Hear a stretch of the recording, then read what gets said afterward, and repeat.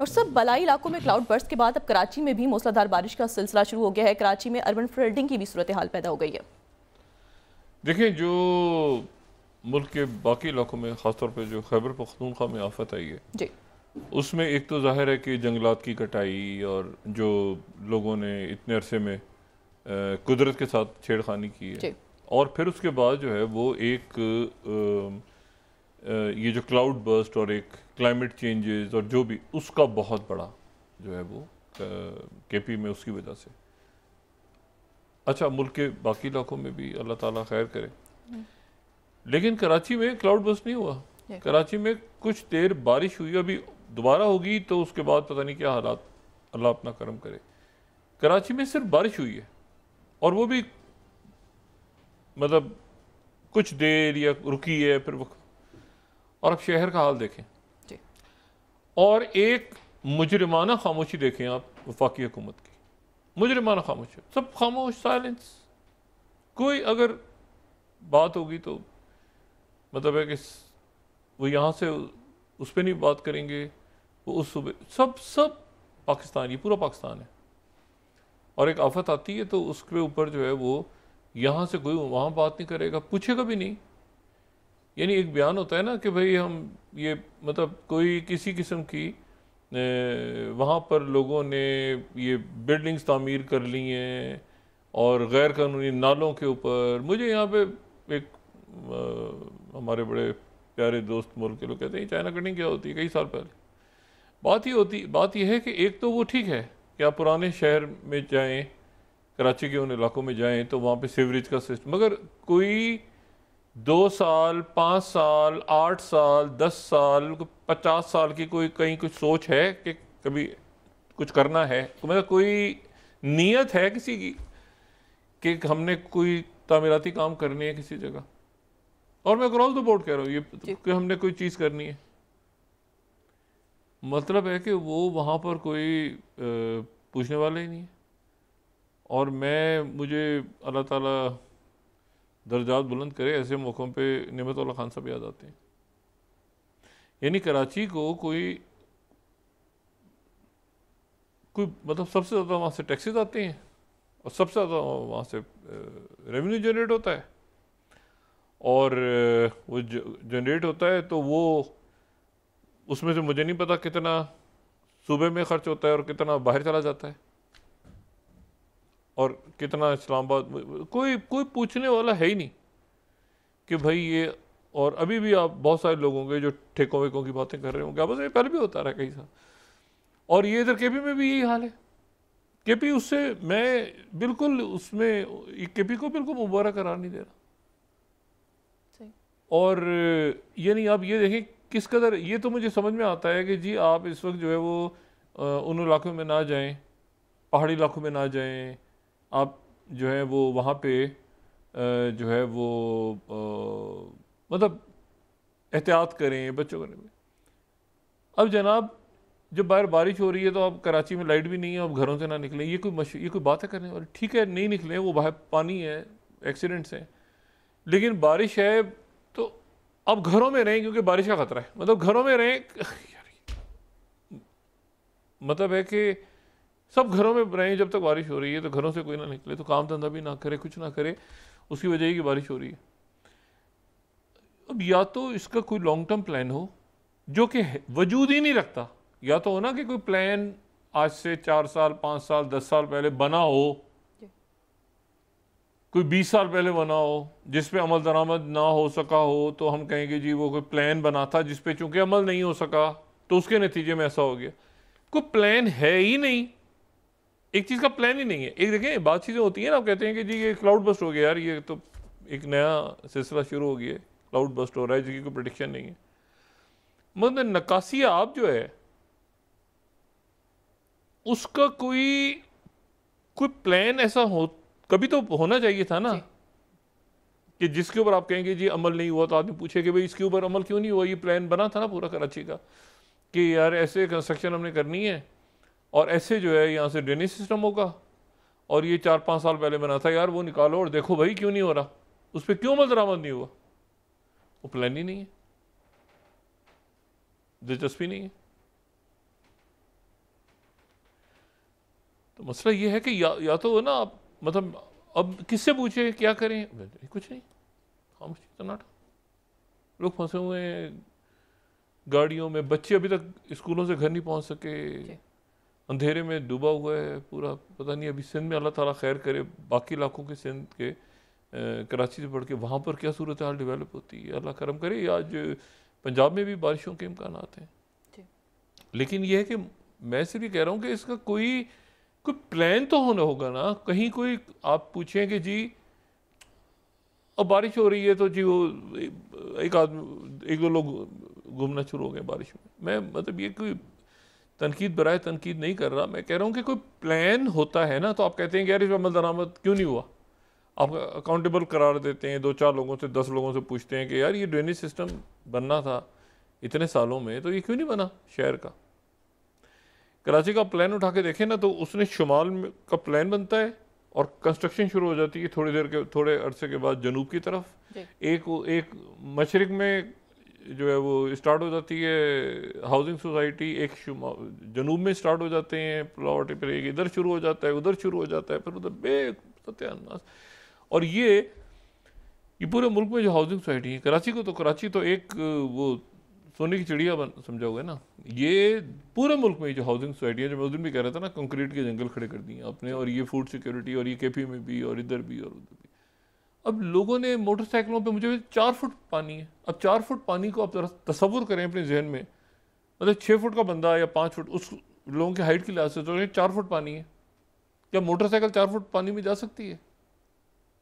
क्या बच्चा 4 फुट पानी में जा सकता है? 4 फुट पानी यानी कहीं कोई सिस्टम, मतलब मैं अब इस पर ज़्यादा क्या बात करूं, अल्लाह ताला अपना करम करे।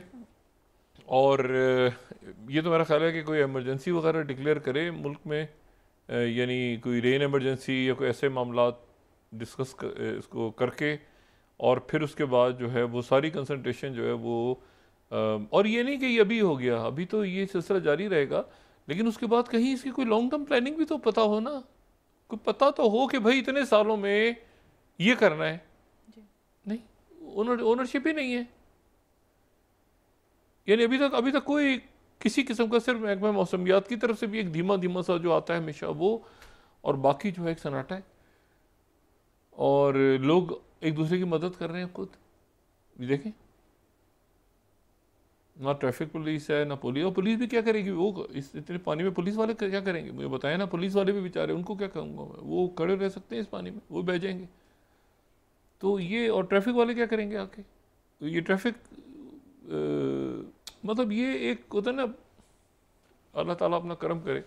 मैं इसके ऊपर जो है ना, और वो असल बात ये होती है कि इस तरह की आफात में और कुछ ना होना, तो कम से कम आपको लोग नज़र आए ना ऑन ग्राउंड, तो लोगों को तसल्ली होती है कि यार यहाँ कोई तो है जिसको हम फ़ोन करके बात करें तो यार एक्सेस हो जाए, अभी कुछ हो जाए, कोई पूछे, कोई क्या करे। बिल्कुल सन्नाटा है, बिल्कुल सब ऐसे मौक़ों पे 10 गायब हो जाते हैं, उसके बाद आते हैं अच्छा जी फंड दे देंगे। और ये पूरे मुल्क, कल मैंने परसों बलूचिस्तान की बात में कर रहा था, कल ही बात कर रहा था बलूचिस्तान की, केपी के अंदर भी यही होता है। उधर सारी वो दरियाओं के किनारे दरख्त काटे हुए हैं, ये काटा हुआ है, पहाड़ी इलाकों में उधर होटल बने हुए हैं, उधर जनाब वो चारपाइयाँ रख के और होटल परमिशन दे दी, वो बह गए। मतलब एक अजीब, और कराची और पूरे मुल्क का ये हाल है। अभी अंदरूनी सिंध अल्लाह करे के, और बाकी सिंध के इलाकों में और पंजाब में अल्लाह खैर करे, लेकिन एक बात तो ना हुई ना, आप मुल्क के सबसे बड़े शहर में ड्रेनेज सिस्टम नहीं है आपके पास। ये नहीं कि आप वहाँ पे जी फलानी ट्रेन चलेगी तो यूँ होगा तो ये होगा, तो बातें सुन लें आप। अल्लाह अपना करम करे। और ये जो आगे अब सिलसिला शुरू हो गया बारिश का, तो मेरा ख्याल है इसमें जो NDMA या जो सूबों में है, प्रोविंसेस में, या जो उनको थोड़ा सा आगे आके और इसकी एक मुकम्मल तौर पे बताना चाहिए, जो सूबाई सतह पे भी, उधर भी, कि लोग क्या करें एहतियाती तदाबीर, क्योंकि ये अदारों की तरफ से मुसलसल एक वार्निंग का सिलसिला, वो मीडिया पे भी और उस तरफ भी, कि क्या एहतियात करें, कैसे क्या, मतलब क्योंकि लोग जो हैं वो ज़ाहिर है कि उनको पता तो हो ना कि क्या करना है क्या नहीं करना, और सारे जो रिसोर्सेज हैं उनको मेरा ख्याल है अब रिसोर्सेज भी, अब जाहिर सी बात है ये तो तबाही बहुत आई हुई है, बस अल्लाह खैर करे। लेकिन मैं सिर्फ ये कह रहा हूँ कि कोई लॉन्ग टर्म प्लान नहीं है ना, कोई लॉन्ग टर्म प्लान नहीं है। तो उधर बनीर में, उधर बाकी जगहों पे लोग अभी तक दबे हुए हैं मलबे तले, और ये अब कराची का आ गया सामने। तो इस वक्त तो ये बड़े शहर जो हैं, कराची जैसा बड़ा शहर, इस तो इतना ज़बरदस्त होना चाहिए था कि वो पूरे मुल्क बाकी जगहों पे जाके वो कहे कि जी ये देखें मॉडल शहर है। 12 अच्छा जी, ये अल्लाह ताला खैर करे और इसमें लोग बस एक दूसरे की मदद करें, एहतियात करें बच्चों को बाहर। अब मैं इस पर क्या कमेंट दे सकता हूँ, लेकिन ये कि इसमें जो बिल्डिंग्स और ये सारे नालों के ऊपर, नाले कराची के जो ये जो ड्रेनेज है उसके ऊपर कंस्ट्रक्शंस की हुई हैं सारी इलीगल कंस्ट्रक्शन। वो सामान, वो कचरा वचरा उसमें इसलिए फंस जाता है, जहाँ नाले हैं उसके ऊपर घर बना दिए हैं उसके ऊपर। ये तो कराची में तो और सिलसिले बहुत हैं ना। अच्छा, अब बहरहाल अल्लाह ताला अपना करम करे। इसमें जो है वो दो चार वाक़यात जो हैं वो बड़े अहम हुए पिछले 24 घंटों में, और जो अगले 24-48 घंटों में होने जा रहे हैं या चंद दिनों में होने जा रहे हैं। एक तो यह है कि जो मतलब ये कह सकते हैं कि ट्रम्प साहब के दरबार में हाज़िरी हुई जब, तो पहले तो, और लेकिन वो प्रेसिडेंट ट्रम्प जो हैं वो गैर मुतवक्किल तौर पे बड़े अच्छे मूड में थे, बहुत अच्छे मूड में थे। हालांकि मतलब उनकी जो इंगेजमेंट्स नहीं है पिछले चंद दिनों में, उसमें वो यकीनन एग्जॉस्ट हुए हैं। उनकी एक एज भी है और फिर बाकी चीज़ें भी, फिर मुल्क के अंदर मुख्तलिफ मामलात हैं, दुनिया को देख रहे हैं, तो वो एग्जॉस्ट भी हुए तो ख़ास तौर पर अलास्का वापस आ गए पीछे। लेकिन ये कि वो बड़े खुश दिली से उन्होंने प्रेसिडेंट ज़ेलेंस्की का इस्तकबाल किया, और इस्तकबाल किया ओवल ऑफिस के अंदर, और उनकी मीटिंग जो है वो भी अच्छी रही मीटिंग। और उसमें जो है वो प्रेसिडेंट ट्रम्प जो है वो उन्होंने फिर मीडिया से भी बात की, और बड़े खुशगवार माहौल में थे। ये गपशप लगी, ये माजी के बिल्कुल बरखिलाफ, जो फरवरी में जो सूरत हाल पैदा हुई थी उससे बिल्कुल बरखिलाफ। और उसमें जो है वो वही एक जो शख्स था, एक मखसूस शख्स जिसने सवाल किया था प्रेसिडेंट ज़ेलेंस्की से उनके कपड़ों के बारे में, तो उसने कहा कि जी आपका सूट बड़ा ज़बरदस्त है, कपड़े आपके बड़े फेबुलस हैं। तो उस पर प्रेसिडेंट ट्रम्प ने कहा कि हाँ ये तो मैंने भी तारीफ़ की है कपड़ों की। तो अच्छा, प्रेसिडेंट ज़ेलेंस्की ने आगे से फिर जवाब दिया उस बंदे को ना, उसने कहा कि हाँ मेरे कपड़े बड़े ज़बरदस्त हैं, मैंने तो बदल लिए, तुमने वही पहने हुए अभी तक व्हाइट हाउस, तुम वही कपड़े पहन के खड़े हो। तो उस पर कहका लगा सारा। वो प्रेसिडेंट ज़ेलेंस्की ने भी अपना जो है ना वो हिसाब किताब ज़रा वहाँ बराबर किया।